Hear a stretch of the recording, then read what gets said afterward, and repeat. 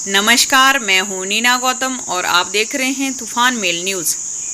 प्रदेश सरकार द्वारा लाए गए श्वेत पत्र ने पूर्व सरकार की पोल खोलकर रख दी है। श्वेत पत्र से कांग्रेस के पास विपक्ष को घेरने का बड़ा मुद्दा हाथ लगा है।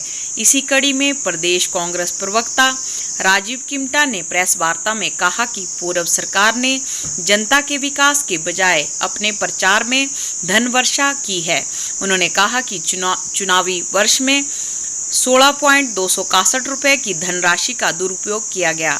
उन्होंने कहा कि अंतिम वर्ष में पूर्व सरकार ने जनमंच पर 7 करोड़ रुपए का भोजन परोसा, जबकि अमृत योजना पर 7 करोड़ रुपए खर्च किए गए। उन्होंने कहा कि पूर्व सरकार ने स्थापना दिवस पर 28 करोड़ रुपए के सिर्फ तंबू गाड़े और खुलकर सरकारी धन बहाया। इसके अलावा प्रगतिशील हिमाचल के आयोजन पर 20 करोड़ रुपए उड़ाए गए।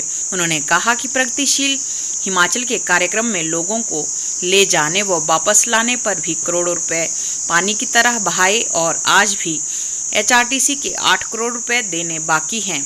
उन्होंने कहा कि धर्मशाला में इन्वेस्टर मीट आयोजन के लिए 28 करोड़ रुपए सिर्फ तंबू लगाने पर खर्च किए और इनपुट शून्य रही। उन्होंने कहा सरकार ने दावा किया था कि इस इन्वेस्टर मीट से प्रदेश को फायदा होगा और सैकड़ों इन्वेस्टर प्रदेश में आएंगे, लेकिन वह योजना सिर्फ धन खर्चने तक ही सिमटी। कांग्रेस प्रदेश प्रवक्ता ने कहा कि कर्मचारियों को जो डीए की किस्त की घोषणा की थी वह कर्मचारियों को नहीं दी और 10,000 करोड़ कर्मचारियों के पेंडिंग रखे गए। उन्होंने कहा कि इतनी धनराशि का दुरुपयोग करके पूर्व सरकार सत्ता को फिर हथियाना चाहती थी, लेकिन प्रदेश की प्रबुद्ध जनता को मालूम था प्रदेश सरकार प्रचार पर धन लुटा रही है, जबकि धरातल पर कोई कार्य नहीं हुए हैं। उन्होंने कहा कि आज विपक्ष बड़ी बड़ी बातें कर रहा है, लेकिन जनता को सब मालूम है पूर्व सरकार की क्या करतूतें रही हैं। उन्होंने कहा जब विधानसभा में सरकार आपदा बिल पास कर रही थी तो भाजपा के विधायकों व प्रतिपक्ष के नेताओं ने उसमें ना तो वोट किया और ना ही सपोर्ट किया, ना ही इनकार किया। भाजपा प्रभावितों के जले जख्मों पर राजनीतिक रोटियां सेकने का काम कर रही है। आजकल विधानसभा सत्र चल रहा है और विधानसभा सत्र में माननीय मुख्यमंत्री ठाकुर सुखविंदर सिंह सुक्खू जी ने जो एक प्रस्ताव सदन के अंदर लाया था कि इस प्रदेश को राष्ट्रीय आपदा घोषित किया जाए, और उसको लेकर भाजपा ने चुप्पी साधी।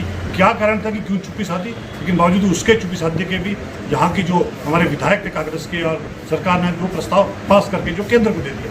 अल्टीमेटली कहीं ना कहीं इनका हिडन एजेंडा था कि कहीं ना कहीं ये राजनीति करना चाहते थे यहाँ पर जो आपदा से पीड़ित लोगों को। इतना ही नहीं, हमारे माननीय जो विधायक कुल्लू के सुंदर सिंह ठाकुर जी ने परसों जब आंकड़ा दिया कि जब इस तरह की त्रासदी जो उत्तराखंड में आई थी तो तकरीबन 9,000 करोड़ का जो वहाँ पे नुकसान हुआ था, और तो उस तत्काल सरकार जो उस वक्त यूपीए 2 की सरकार थी, उन्होंने तकरीबन 41,000 करोड़ जो है इमीडिएटली रिलीफ दिया था, और उसके तहत जो वहाँ पर जो है जनजीवन जो है आमतौर पर उन्होंने ये उदाहरण दिया कि क्या कारण है कि हिमाचल प्रदेश में भाजपा की सरकार जो केंद्र में बैठी है वो क्यों नहीं कर रही है, और यहाँ के जो लोग हैं वो क्यों नहीं इस प्रस्ताव में जो है भाग ले रहे हैं। समझ सकते हैं कि इनका जो दोहरा चेहरा है वो प्रदेश की जनता के सामने आ गया कि कथनी और करनी में क्या फर्क है। वहीं दूसरी तरफ माननीय मुख्यमंत्री ठाकुर सुखविंदर सिंह जी ने कहा था कि हम श्वेत पत्र लाएंगे, जिसको लेकर उन्होंने श्वेत पत्र लाया, जिसके लिए एक कमेटी गठित की गई, जिस कमेटी के अध्यक्ष माननीय deputy chief minister Mukesh Agnihotri ji, member हमारे मंत्री हर्षवर्धन चौहान जी और साथ में हमारे मंत्री अनिरुद्ध सिंह जी ने जो है एक रिपोर्ट लाई है। और रिपोर्ट बहुत चौंकाने वाली है कि उस रिपोर्ट में श्वेत पत्र में सामने आ रहा है कि तकरीबन 1 साल के वर्ष में कार्यकाल में तकरीबन 16,261 करोड़ जो भाजपा ने आम जनता का या सरकार का व्यय किया। आप समझ सकते हैं कि इनका एक कार्यक्रम होता था जनमंच, जिसपे तकरीबन इन्होंने 7 करोड़ रुपए खर्च किया।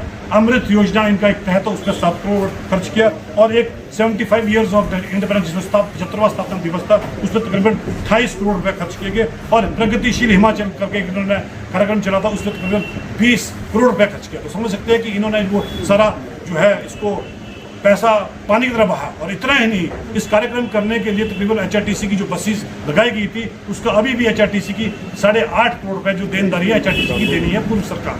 तो समझ सकते हैं कि इनकी कथनी और करनी में कितना फर्क है। इतना ही नहीं, इन्होंने एक कार्यक्रम अगर आपको याद होगा कि इन्वेस्टर्स मीट धर्मशाला के अंदर की थी, जिसमें माननीय प्रधानमंत्री भी आए थे और जिसमें बहुत इन्होंने वाई लूटी थी कि हम 10,000 करोड़ का जो है यहाँ पे इन्वेस्ट हिमाचल प्रदेश के अंदर करेंगे, लेकिन धरातल पर 1 रुपया भी नहीं आया। लेकिन उसकी इन्वेस्टर मीट को मीट करने के लिए जो आपके तंबू लगाए गए थे उसमें तकरीबन जो है 26 करोड़ रुपया खर्च किया और वहाँ पे खान पान पे जो खर्च आया वो तकरीबन 7 करोड़ रुपया खर्च किया। तो समझ सकते हैं कि ये इतना इन्होंने जो हिमाचल प्रदेश जो कर्ज के तले लाया वो ये कारण है कि इन्होंने आज इतना जो कर्ज हिमाचल प्रदेश पे लाया वो भाजपा की देन है। इतना ही नहीं, इन्होंने 76,000 करोड़ का जो कर्ज लिया है वो एक है और साथ ही 20,000 करोड़ का देनदारी जो है वो अभी की प्रेजेंट सरकार पर छोड़ गया, जिसमें 20,000 करोड़ में इन्होंने वादा किया था चुनावी वर्ष में कि हम यहाँ के जो कर्मचारी हैं उनको डीए किस्त देंगे, महंगाई भत्ता देंगे, तकरीबन 10,500 करोड़ रुपये उसका था, लेकिन नहीं दी। तो आप समझ सकते हैं कि 76 + 20 96,000 करोड़ के कर्ज पे अभी हिमाचल डूबा हुआ है। और यहाँ समझ सकते हैं कि हर एक व्यक्ति पैदा होने वाला 1 लाख से ऊपर जो है कर्जदार है। समझ सकते हैं कि इन्होंने सिर्फ कर्ज लिया और उसके बाद प्रदेश का जो पैसा था, आम जनता का जो पैसा था, उसे पानी की तरह बहा, लेकिन उससे कहीं पे भी जो पूरे प्रदेश में कहीं पे भी विकास नहीं हुआ। गारंटी नहीं है, हमारी गारंटी जो थी बिल्कुल, हमने ओपीएस लागू की और ओपीएस को हमने इम्प्लीमेंट किया, बावजूद इसके कि इन्होंने सरकार ने इन्होंने केंद्र सरकार को उसको रोकने की कोशिश की।